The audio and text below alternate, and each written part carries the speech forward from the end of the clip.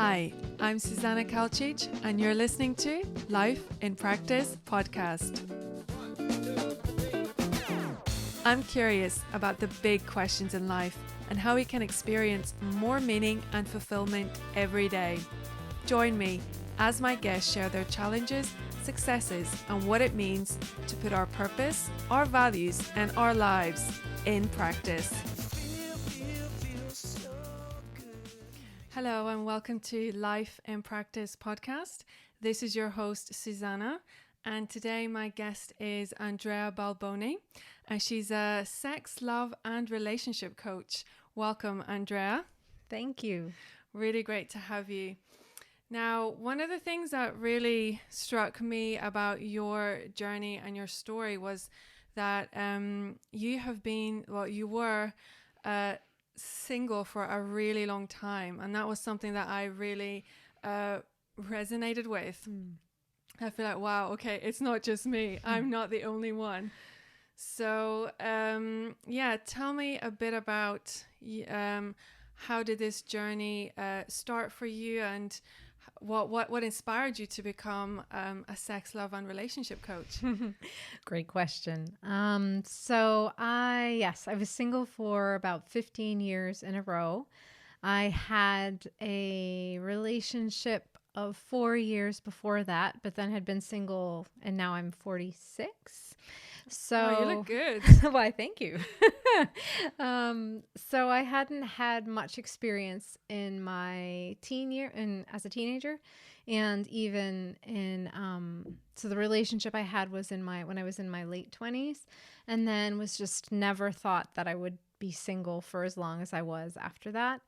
And I just couldn't work it out. I just couldn't understand what was going on, how other people around me could be moving forward.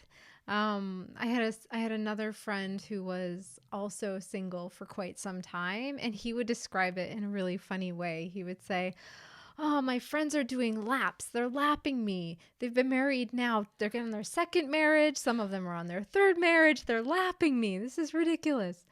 And I felt the same. I just couldn't work it out. I thought I was kind of a normal person and not a bad catch.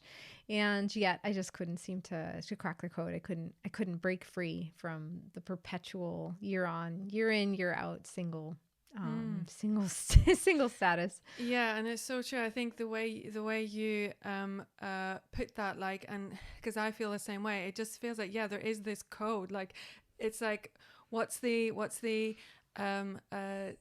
secret? Because like all these people seem to know, but like I can't seem to figure it out. Exactly. It's exactly the same. Exactly. And it was a mystery to me for so long, and now it's much less of a mystery. At least as far as my own journey, I kind of worked out what I would need to unlock the code and help other people do the same. So not everyone has the same exact kind of keys that they need to unlock what it is that's holding them back.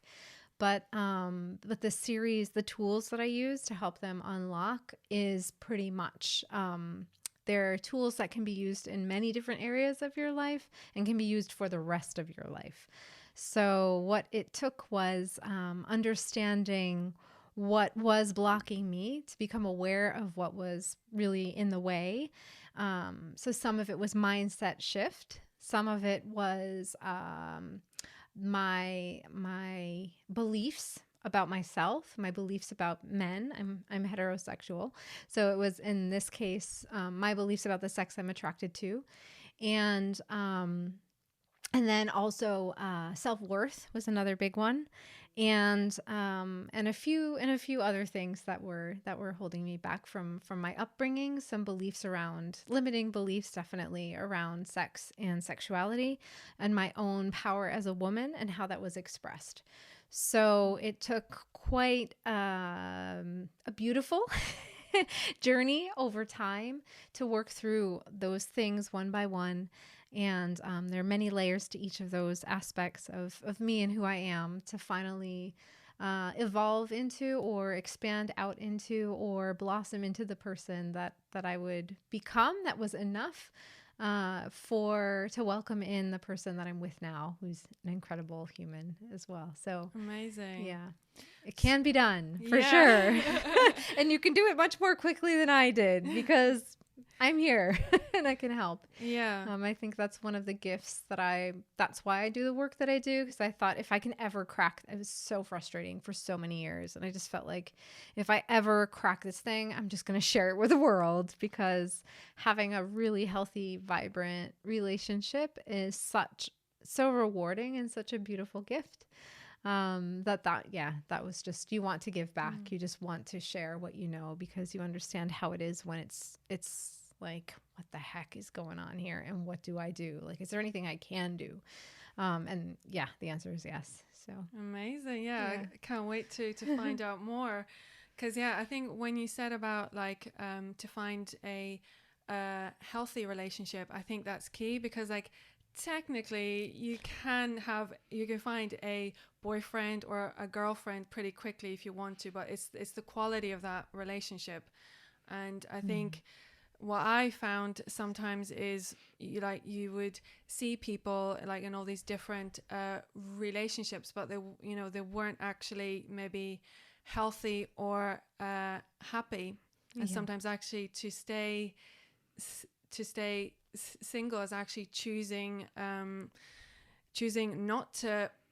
not to take part in these unhealthy relational dynamics. Yeah, absolutely. And so for me, another part of my journey was understanding what a healthy relationship is. And a lot of people, men and women both, come to me not fully understanding what that even looks like, because there aren't so many examples that they'd want to emulate for themselves, either growing up or with their peer group. With the people they see around them. So it's very, very common for people to have a need to define healthy relationship. And it's also true that how we relate is constantly changing. So we are constantly shifting and changing as humans. Society and culture is constantly shifting and changing, and the way that we relate and the expectations we have around relationship is constantly evolving. So it is a continual evolution, and it's not necessarily fixed as well. So with my partner, every year we kind of do a bit of it's not an evaluation. It's more like, okay, last year we said we would operate or we would work within our relationship in this way: trust, honesty. We would state the values, and also the style of relationship. So we're in a monogamous relationship. Do we want to stay that way? Do we want to consider opening?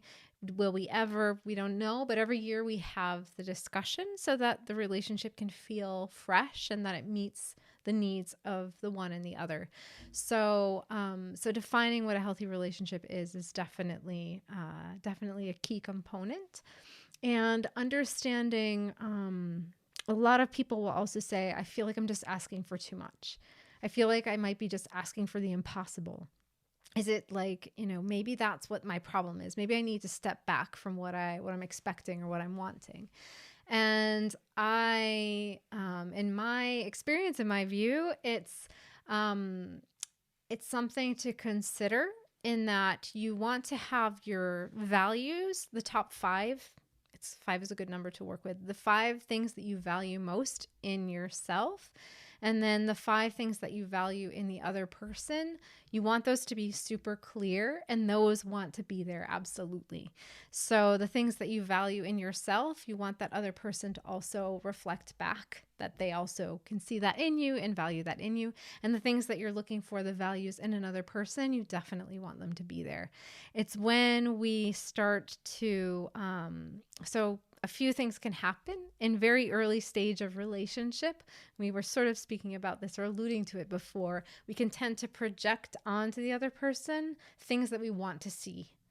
And so we need to be kind of careful in the very beginning phases of when we're dating that we're not actually doing that. There actually is, there is a true,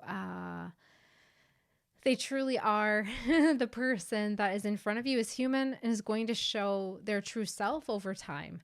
So yes, your first impressions are important, and important to kind of read and to feel in your body. This feels good. This doesn't feel good. I'm not sure about that. And to be aware of that. And also to give the person time to reveal some of the things that you might have on that list that may not be apparent right from the start. And those things that I'm alluding to that show up over time, for me, they kind of tend to fall further down on the list of values. So they could be number 5 or 6 or 7 or 8, or even beyond values, characteristics, interests, those kind of things. The things that fall further down the list after the number 5 are kind of things that perhaps you can have a looser hold on. So what about something like trust, though? Because I always find like, though, trust, usually it takes time to like build and really see, is this person trustworthy? Yeah. Trust is definitely something that takes time, and actions are a huge something that really tells you a lot about a person and whether they're being truthful. So you want congruence between the words that they're speaking and the actions that they're taking. You want congruence between what is being said again and what you're feeling and receiving from that person, as far as energy as well. So a high level of trust is fundamental and foundational in any healthy relationship, and any relationship in general. Trust is a big one. Yeah, for sure. So I just want to then think, so when you started your journey of, right, I'm going to crack this code, what was what did you try first, or how did that start for you? So first I tried all the self-help books that were out there. At the time, it was quite a long time ago. It was Why Men Marry Bitches. That was kind of that one. Do you remember that one? I think it came out quite a while ago. And that it didn't really work for me, and it didn't feel right. And there were other books and things around the time that just didn't really quite hit what I needed. So I kind of let stuff go, even though every once in a while I would go online and kind of look up the tactical things, like how to start a conversation online, or how to create a good dating profile. And I give this advice sometimes too, because sometimes you just need some practical stuff, but nothing will change if you're applying the practical stuff and you haven't worked on the deeper underlying stuff.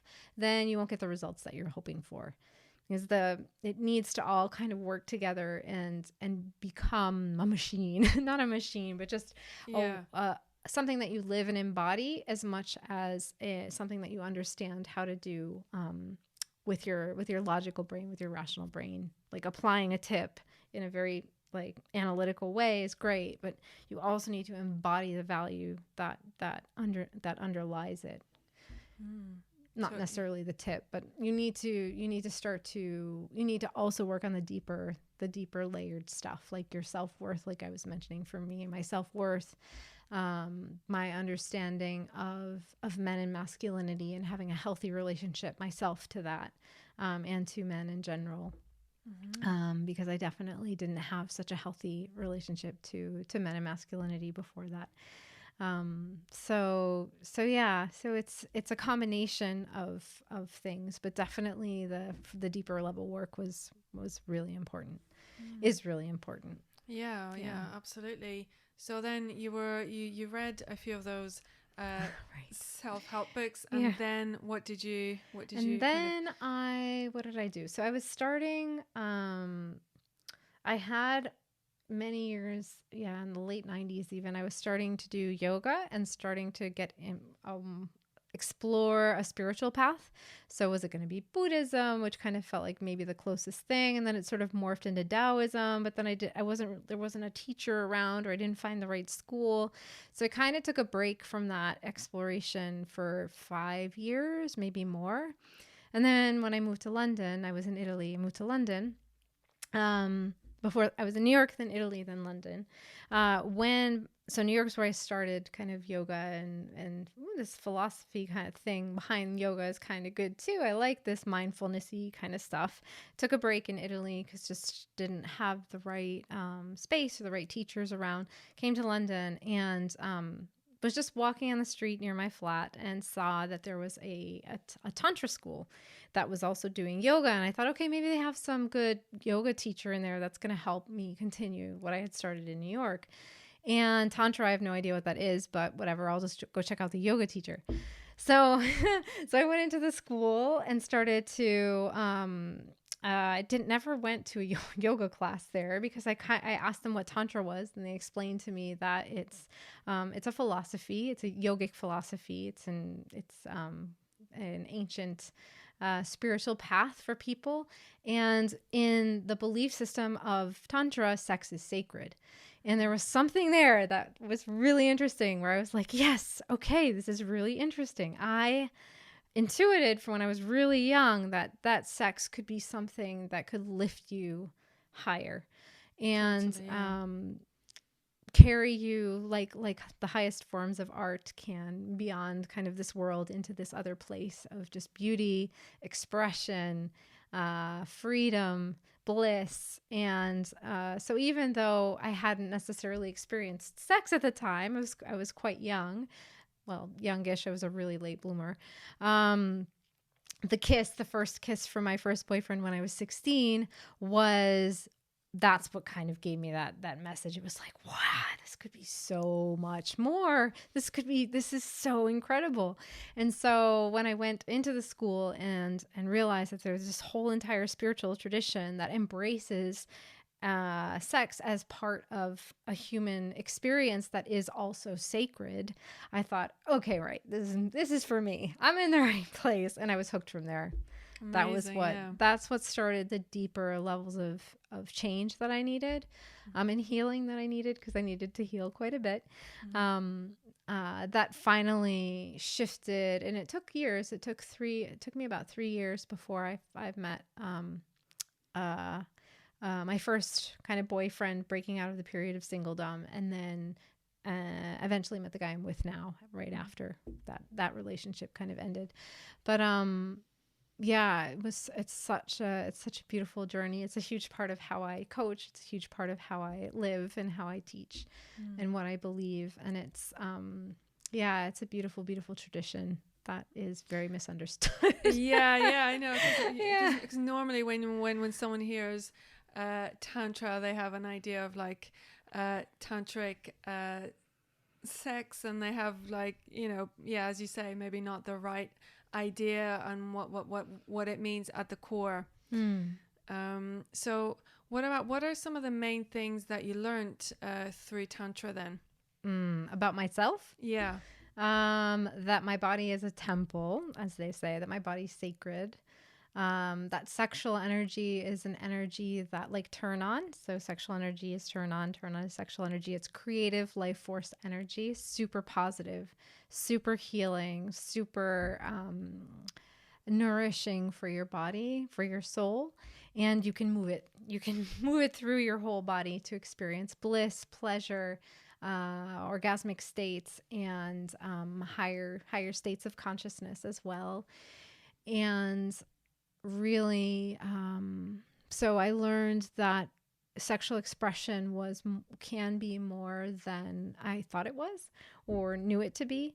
I learned how to appreciate and love men and masculinity, which I didn't necessarily have such. I grew up in a matriarchal kind of family where women were strong and powerful, and there were flavors also in society and culture as well of distrust and fear around men and their power because of the history that we have with patriarchy, and the way that expression of power in men has come forward in the world so far. So we're working now more on speaking more about healthy masculinity, healthy masculine power, as well as healthy female power for women. And so there's also there's also a bigger, wider acknowledgement that when we speak about feminine and masculine, it's not necessarily a gender discussion. So gender is a bit separate. I want to say a bit because it can be related and it also can be different, completely different, especially when you're working with energy. So like yin, yang, light, dark, masculine, feminine, it's the quality of the energy that is within you and within another person. That is what we describe more than a gender, which is different. Mm-hmm. Yeah, that makes sense. Yeah. Yeah, I know in Tantra they talk about polarity. Polarity, yeah. And the importance, especially like to create that spark of attraction, there has to be polarity. And I think, and what you're saying about, like, I think you should know which energy you are coming from, because I find myself, I can sometimes go into a more masculine energy. Absolutely. And I think because in some ways I feel like I have no choice, because I have to be the man of my life in a way. I have to lead in this way. I have to get by in this way. And because when I'm doing that, the feminine side kind of gets more tuned down. And I think, I'm sure quite a lot of women experience that. You know, they've got work, they've got their, you know, careers and so many different things. Yeah. So there's a lot of rebalancing that's happening now. So within each person, as you know, there is a masculine and feminine. So masculine energy tends to be yang. You can describe it as yang energy, which is action based. It's focused. It is ambition to a certain degree. It's drive. It's motion, and yin is rest and relaxing back. And it is also can be described as creative and nourishing and nurturing. And so there are these different qualities of energy that you have, or ways of being that you have within you that want to be balanced. So when you go a man or a woman, doesn't matter, again, gender kind of is another thing. So when it's related and also separate.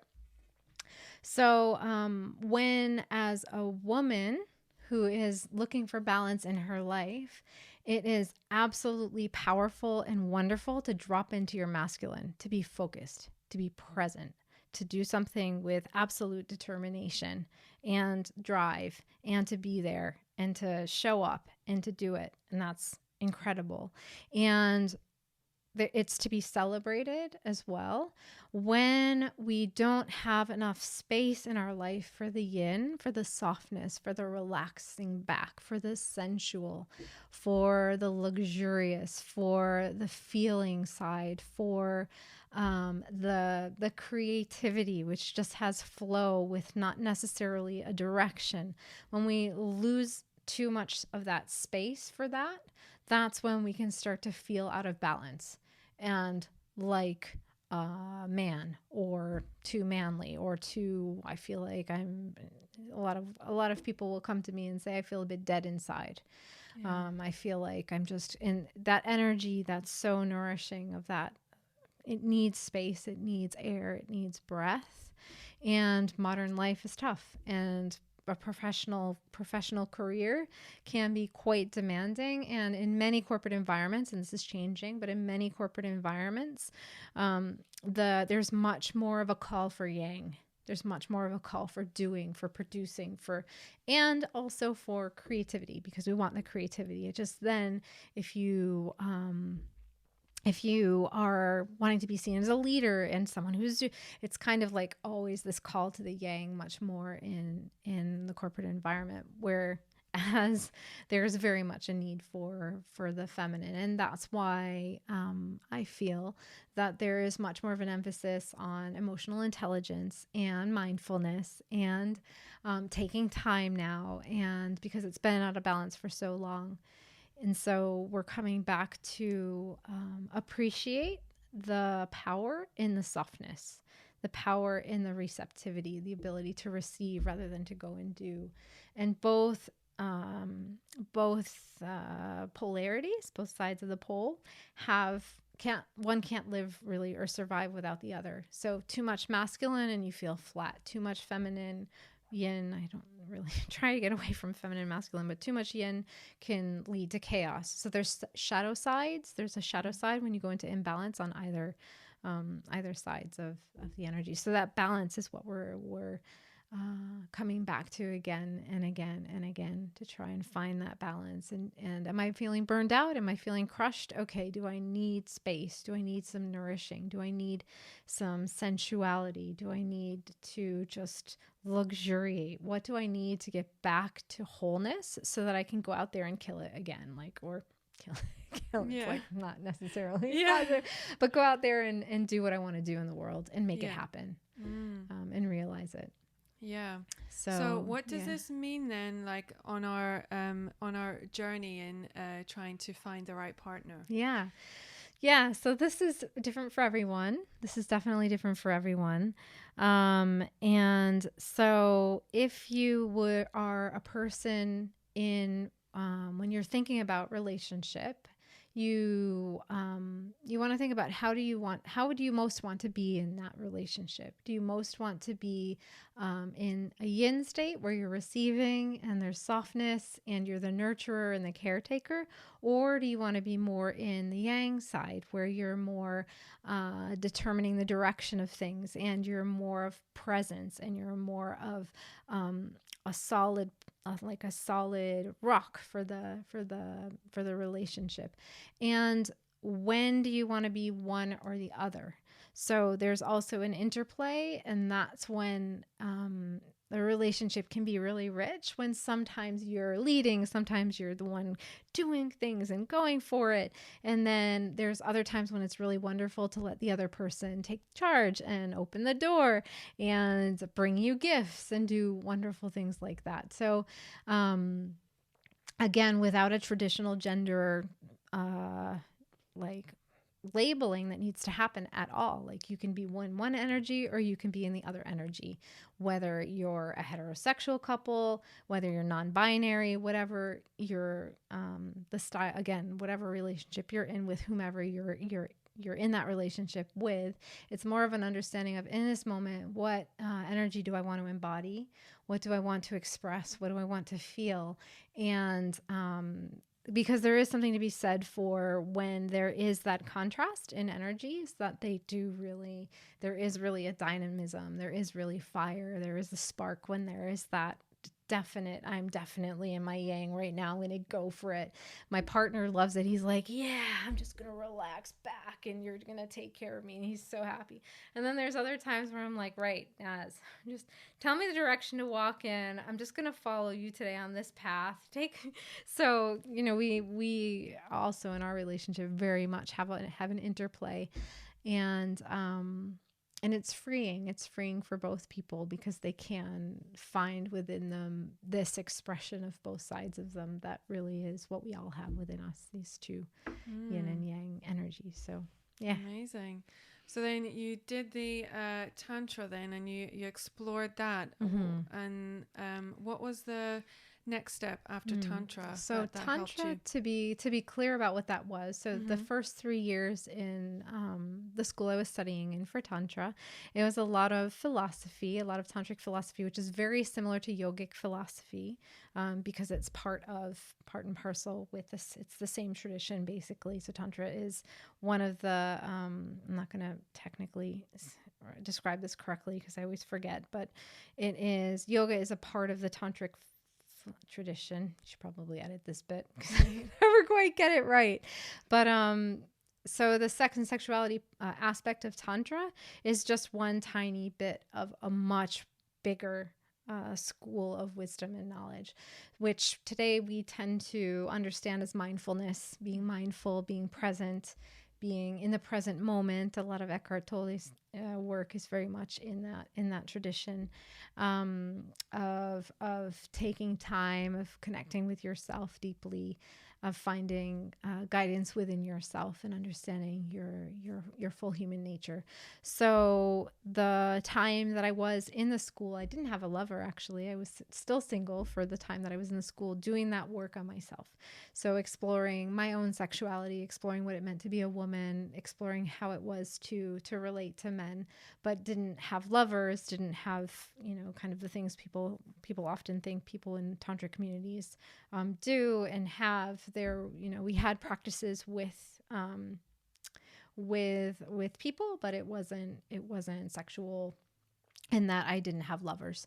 I would work with the energy within myself and with other people, but yeah. So after that, I decided that I did a yoga teacher training. I did some Reiki. Had done some shamanic practices, learned about a bit of that world, and wasn't sure what I was going to do with all of it. So I wasn't quite sure what was going to be my path or what was going to happen next. And then one day I got an email into my inbox from Layla Martin, who is a sex, love, and relationships. She's a sexuality, internationally renowned leader in sex and sexuality. And she was launching a coaching program for the first time. That was a sex, love, and relationships certificate program, year-long, 650 hours of training that we did, super intense. And she comes from the tantric tradition and had also studied it at Stanford, the psychology aspect of it. So she had a Western background and learning as much as she had an Eastern experience as well. She lived in Asia for about 10 years and had done a lot of work with Tantra and Taoism, Taoist sexual practices there. So it was perfect for me because it was a combination of the stuff I was learning from Tantra and that side of things, and also Reiki and the shamanic practices and the yoga teacher training that I did, together with my curiosity in self-development, in psychology, in neuroscience that was starting to grow at that time. So it was a perfect program. It was amazing. And I did a couple of specializations because it was just so interesting in male sexuality, which also was a continuation of my understanding of men and what's going on for them, which helped me. It was part of my own healing. And then I did, a couple other relationships modules, and yeah, it was really good. So then when you were doing those courses, did you find that things were changing in real life? Yeah, absolutely. So I started Layla's course in January of 2017, and I met Naz, my partner, in March. So it was wow. So like 2 months a few months after. Oh, wow. Yeah. So it was kind of a continuation of all the work I had done for all of the years in Tantra and in my own kind of reading and understanding and practicing. And then, I was just continuing up on the path that I was already on. So he came around at a good time. Wow. Yeah. Cool. I had shifted enough within me to be able to be open to someone coming into my life, to date in a way that felt lighter and more easy and even fun, which hadn't been my experience before, and to see the person for who they were. So see Naz for who he is, and give it time. Give it time to unfold. I had a lot of anxiety before that. So when I would date before, I would try and figure out whether it was going to last or if it was the right person from just a couple of text exchanges, or how's their profile, what are their photos like. And it was just quite kind of dense and compressed and like analytical, and trying to just, do anything to not get hurt basically, or not to have to start something that would then just end. And here it was again. And so I was much more easygoing and open to what would be, what might be, what the possibilities were, and had a really good, by that time, had a really high level of trust within myself to feel my way through. and to really see, again, like I say, the person for who he was. Yeah. So from that, what do you think are the most common things that hold people back from connecting to a healthy partner? Yeah. So things that hold people back time and again are worthiness. So not really feeling like they're worth it. Men and women both. So men and women both have a worthiness or deservingness kind of issue, something to work on, that where they have lower levels of worthiness or deservingness, often one or the other, sometimes both, that needs realizing. They'll have hurt from the past that wants healing, and they'll developing a way to an inner resilience. Resilience is kind of a funny word, but it's because it feels rigid to me, and it's not. So having an ability to just hold yourself through whatever experience you have. So if it's a good date, if it's a bad date, if it lasts, if it doesn't last, you're kind of okay because you know you got yourself. You know you're loved. You know you're accepted. You know that you're amazing, and that comes from really getting to know yourself very deeply and loving all the parts that come up, all the parts of you, and seeing them for what they are. Yeah, which is just, it's beautiful. So that helps. So when you're able to do that, then it becomes much easier to be in all different situations with different people and be okay with whatever happens, which leaves more space for things to happen and for surprises to happen and for things to move through when they're not quite right as well. So that's definitely another one. And then we have, of course, there is also stuff from our families that might be sticking around. So how we learned how to relate when we were little, attachment styles and stuff, if people are into that.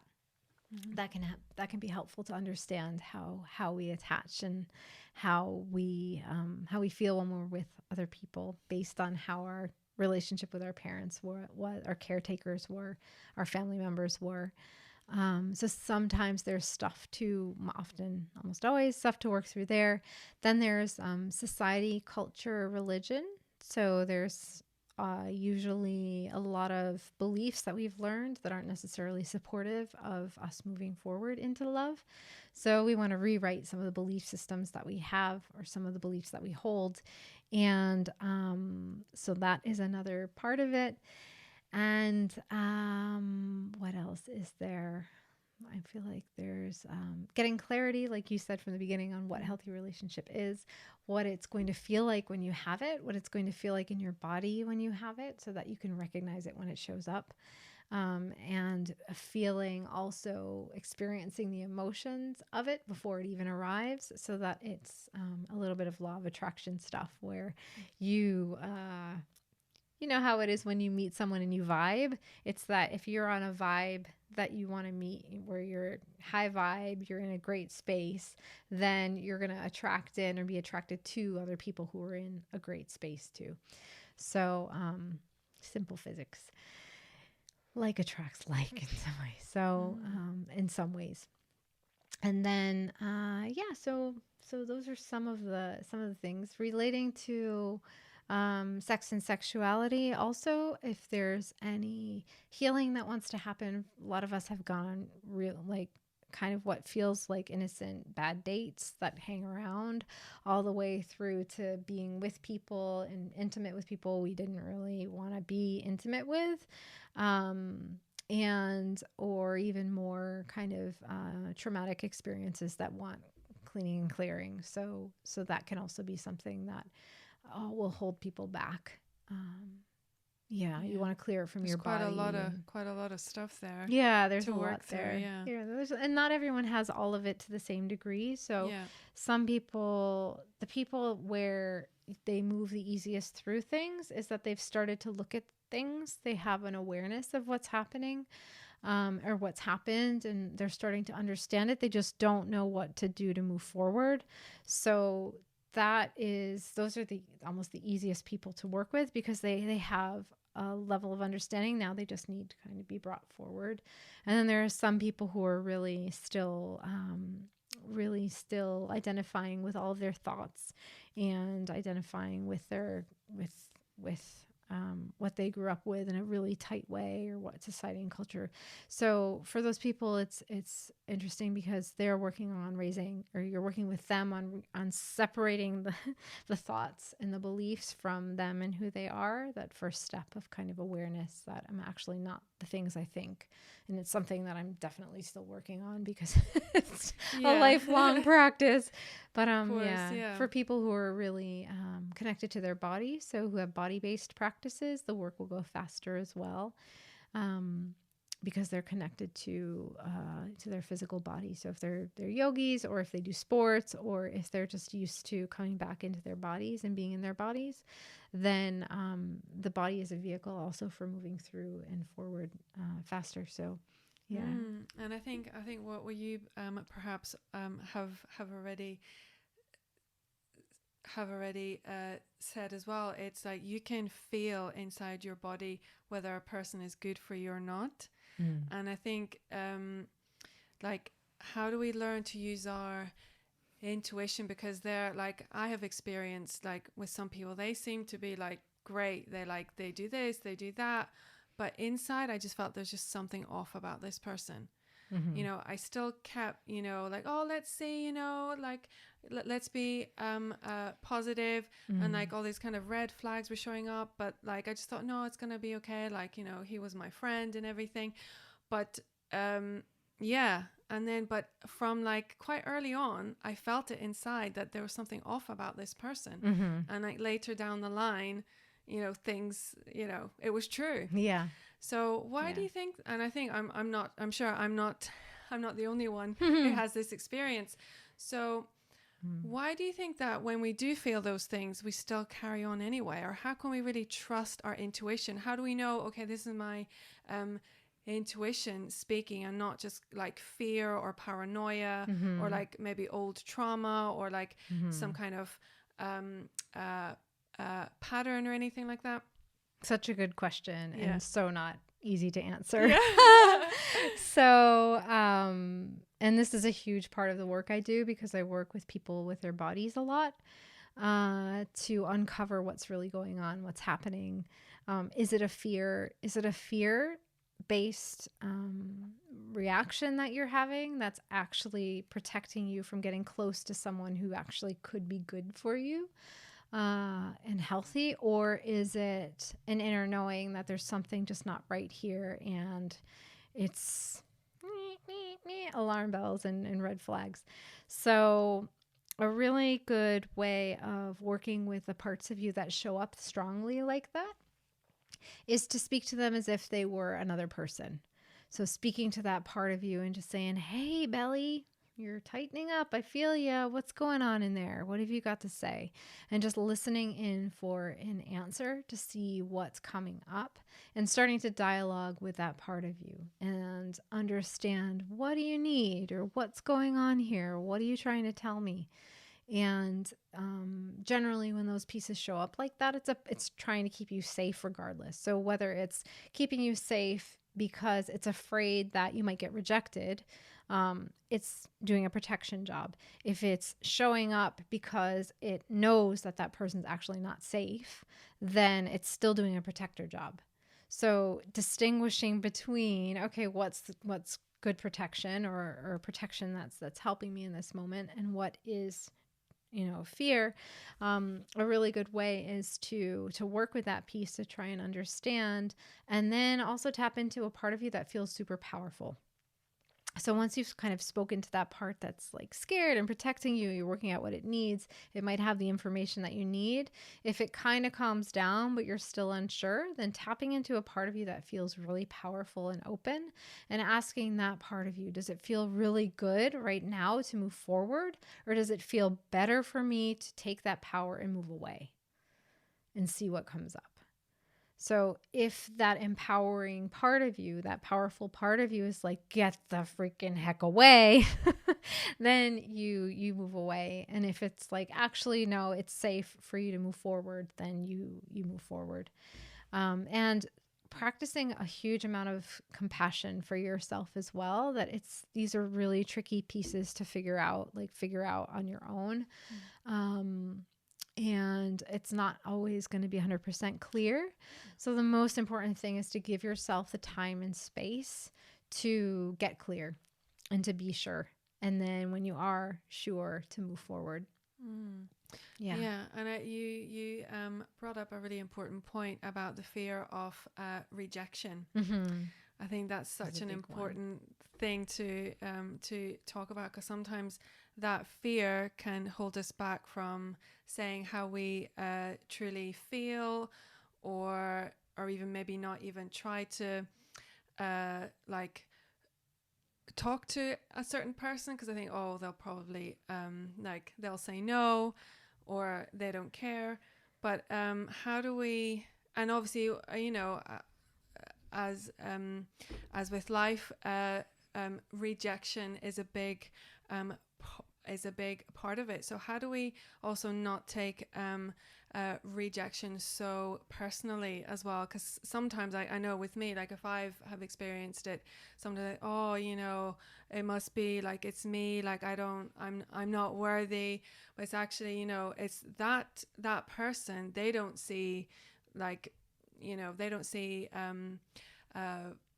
value in me. That's just their perception. It's not like this like global view, like, okay, I don't have value.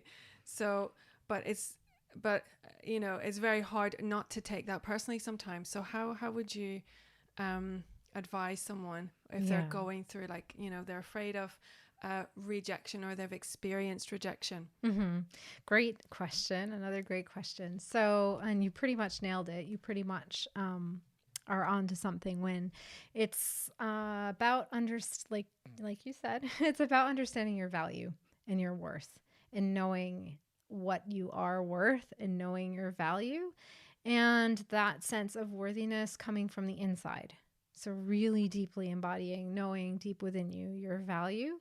So you're not looking for external validation. And when you know your value and have an experience that causes you to feel rejected, because that's your feeling of that you've gotten from the situation, then being able to take care of the part of you that feels like it's been left or rejected or not seen or not appreciated or not loved. So it's a great call to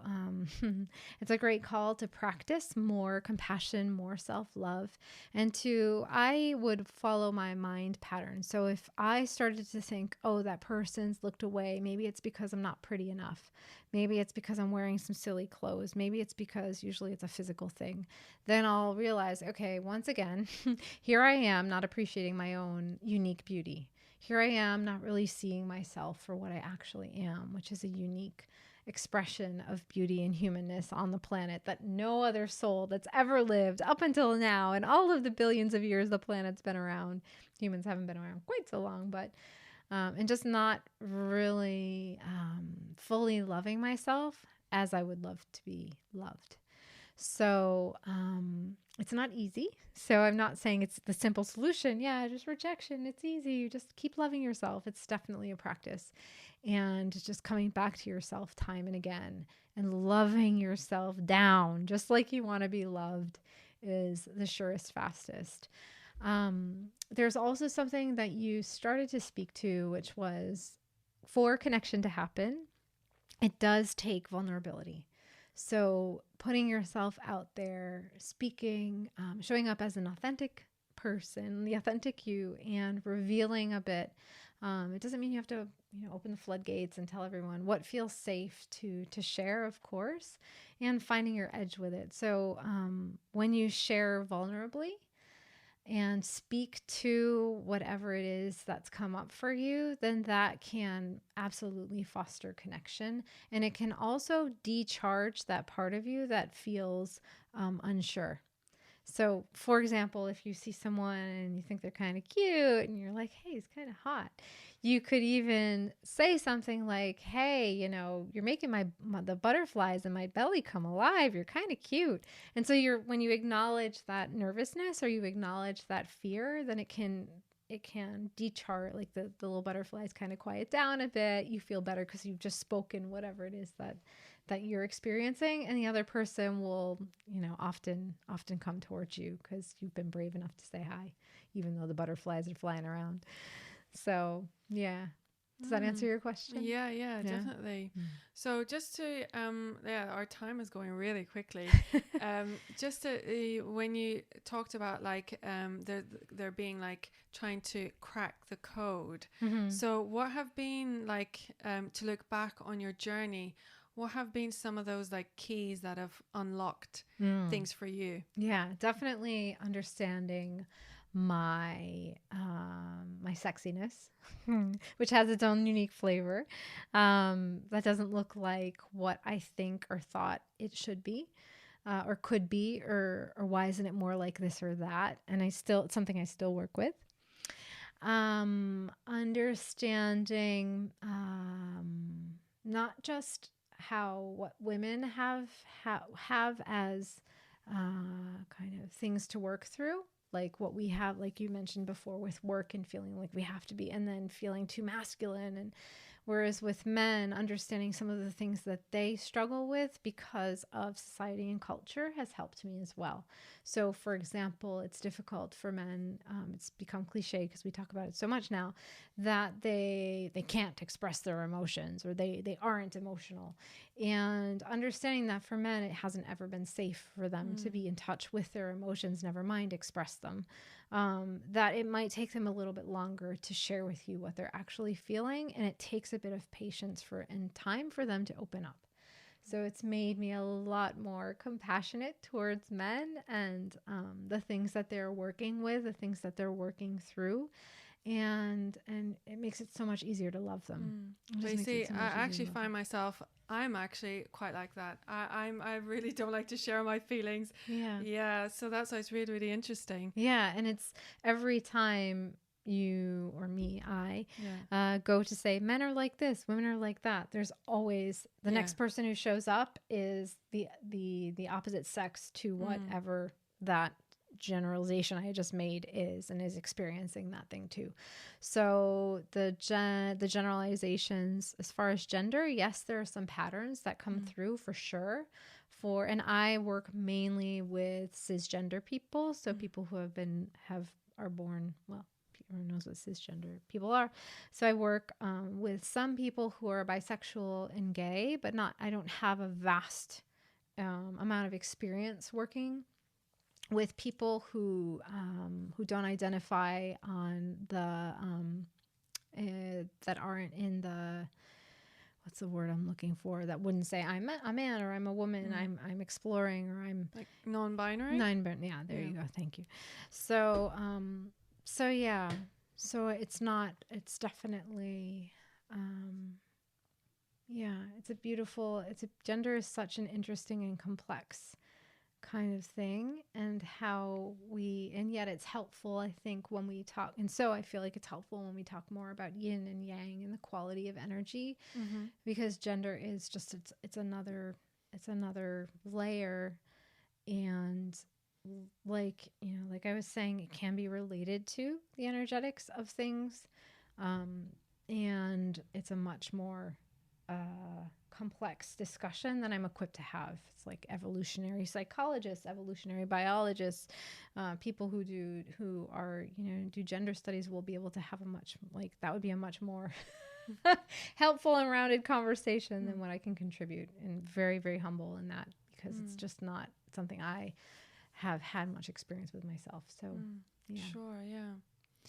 So if like whenever you have a client come and see you, can you kind of give us an idea, like what are the key steps that you support them with? Like, is there like a 5-step plan to finding love or something like that? Yeah, so there is a bit of us, the men and women, their journeys are slightly different, but follow in general a similar trajectory. So the first thing is clarity. So getting super clear on what it is that you want, what healthy relationship is, what's exciting for you, what feels alive, what feels good. Getting super clear on that, bringing it into your body. Just to add an extra question there, how do we know when, like, what is a healthy relationship? Because some people might have this idea, oh, it's going to be like this, like that, but actually maybe that kind of dynamic is maybe not actually healthy. So when I work with people through this statement, we create kind of like a vision statement almost in the very beginning. Because of the work that I do, can pull out when they're saying things that want coming alive within them that they haven't realized that they're now hoping this other person's going to bring. So Ooh. I don't do anything with it in the initial phase, actually, because it's something that over the course of our work together will come forward and will get healed. And so that stuff that sometimes I'll tease it out a little bit in that first session, but generally I leave it because it's just, that's where they are, that's where they're at, that's what they feel for them right now is what a healthy relationship would be. And if people really struggle because they haven't had an example of healthy relationship, then I ask questions like, how would you like to feel when you're in the relationship? What will you experience on a day-to-day basis when you're with this other person? What are some of the things that you'll explore? What more will you experience? What more will you do? And so that generally brings forward a very healthy kind of definition of what a person is actually wanting. So, so that's how to probe. That's a way to. So once we get that, that's step one. Yeah. And then we work through quite systematically, usually, but not always. So the order can be different. So it'll be working with, like I was saying before, oftentimes past heartbreak, a residue from past experiences that have just not felt good. There'll be a family piece that will come up usually, generally. Sometimes it's how you relate to your mom or to your dad and how that relationship defined how you see femininity, like a female figure or masculine figure, and then how you are attracted to that energy. And if there's something, and usually that relates to the masculine and feminine within you. So what that piece of work is balancing out within you your perception of what it is to be masculine or feminine and bringing it into a healthy space and bringing it into balance. So that's actually what that is. And other times it has to do with, okay, what was your relationship to your caretaker in a way that is determining relationship dynamics that you've had, whether it's an anxious attachment style that you have or an avoidant, if you're always avoiding closeness.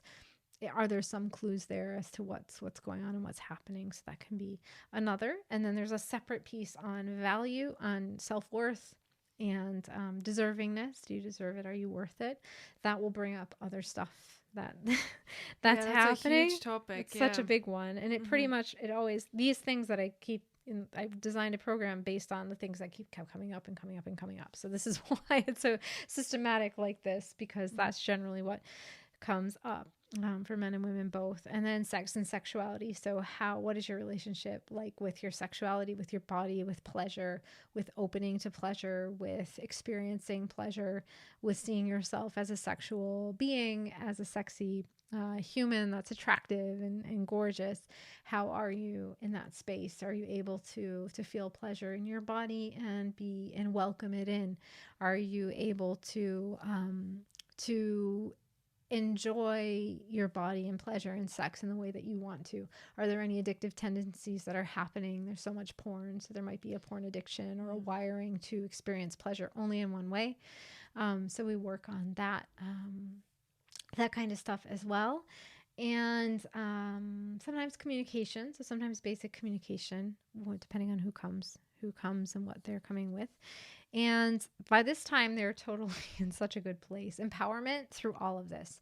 So as we go through each stage, it's finding the stuff that wants adjusting, that wants healing, that wants shifting. And we pull up a power piece. So a part of them that is powerful, that already knows that they're worth it, that already is healthy and whole, no matter the heartbreak that's happened, no matter what has happened. Pulling up the queen in them, or the samurai for men. Oftentimes I like to use that analogy, and the parts of them that are wise, that know, that can be trusted, that are already confident. So it's a constant, it's a beautiful way of working, because you're at the same time in the same session healing and empowering, healing and empowering, healing and empowering. So it's not like you're picking things apart and everything's falling apart and then you have to wait till 5 years down the road and you're like, it's a continual evolution of it's an evolution of empowerment, really. So that's why I love this work, because it's action based. It is exploratory, and then it's with that information we take focused and strategic action. It's practical, so we do practical. I'll send clients away with practical things to do, to express what they've healed and found, where they found that power piece. That piece then goes out and does things in the world. So you're doing inner work on your inner ecology, your inner world, and then that expression is happening also in the actions that you take in the practical 3D like world that we're living in. So I love it as a way of working.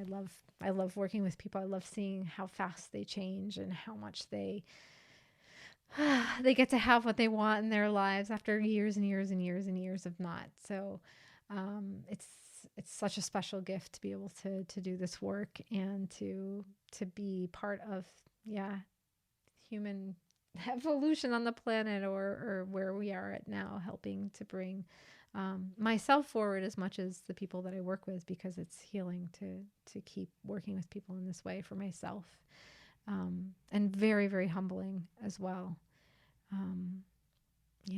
It's beautiful, beautiful work. So Amazing. Thank you, Andrea. Yeah. Well, it's time to round things off now. So I always have my two signature questions at the end. So the first one is like, what? Although I mean, you've kind of covered this, I think, quite a lot, but maybe just to summarize, like, what have been the key practices that have helped you to overcome challenges and to attain success? So I want to say breath work, because breath work's amazing. Okay. And I avoid it because it's so intense. But I always, with all these practices, when I'm teaching them, I feel like I need to do that more. But working with my body and with the breath is fundamental to the work I do and the work that I still do on myself. So that is definitely one, moving my body and working with my breath. And I'm not sure a lot of people are doing breath work now, so it's become more popular. Another practice would be, daily practices are starting the day and ending the day with either intentions or gratitude, or listening to a podcast or YouTube video, or some spiritual leader. Generally for me it's a daily support for me. So sometimes it'll be my own stuff that I record, and more often it's things that I find around. Right now I'm in an Eckhart Tolle kind of phase. Yeah. It changes, it shifts and moves. Right now I'm listening to him quite a bit. And I feel like I'm shifting out of it, so I'm wondering where I'll go next. But yeah. Nice. Yeah. And what do you value most, and how do you put it into practice?